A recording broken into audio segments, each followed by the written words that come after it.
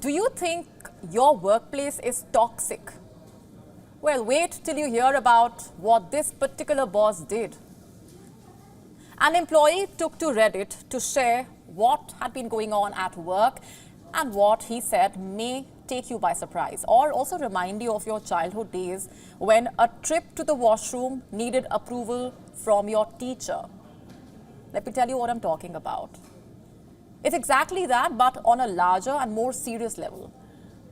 The Redditor's boss wanted to know where the employees are at all times. He wanted them to sign out whenever they went to the bathroom.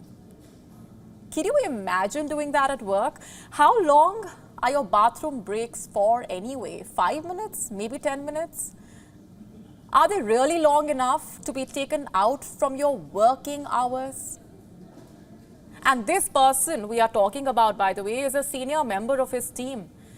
He has given 18 years of his life to that company. And when he told his boss he would not sign out for the loo breaks, can you believe that he actually received a threat in return? The boss, the employee claims, said she would write him up for insubordination, or in better terms, failing to follow instructions. Is this justified? The employee said he was contemplating going to the HR and, in the worst case scenario, to quit. Can we blame him? Who would want to work at a place where every single minute of your workday is monitored? And it's not even a question of productivity, but of age-old HR policies that have become redundant at this point.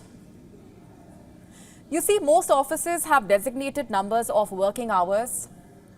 Yours may have them too. Let's suppose you need to be in office for 9 hours. And if you punch out before that, it affects your paycheck.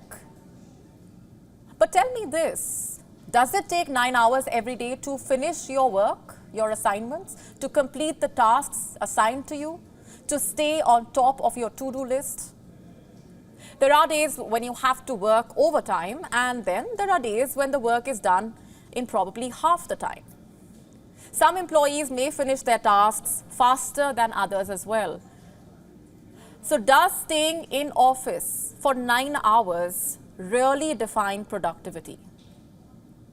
If a manager is counting every minute of your day, then they are just being a bad leader. Because a good one knows how long it would take their team member to do their work and just how productive they actually are.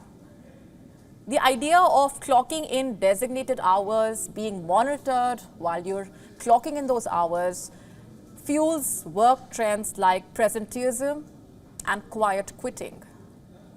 Let me just elaborate for those unfamiliar with these terms. Presenteeism talks about employees hanging around their cubicles for longer than required. They may not even be working on anything, but still they would stay at work just to clock in those hours. But the question is, does that even help with productivity in any way? We don't think so. And then there is quiet quitting. In this one, employees just do the bare minimum. They put in minimum effort to keep their job and don't really go the extra mile.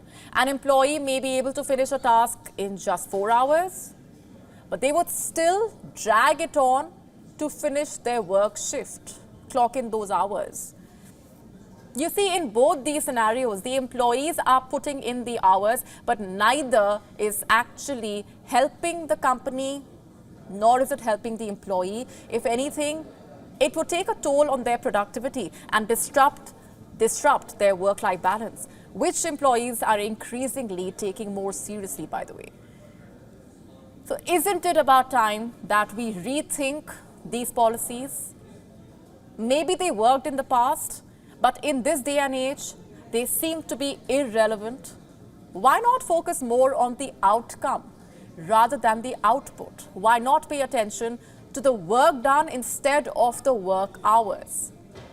Why not let an employee leave when work is done instead of clocking in X number of hours?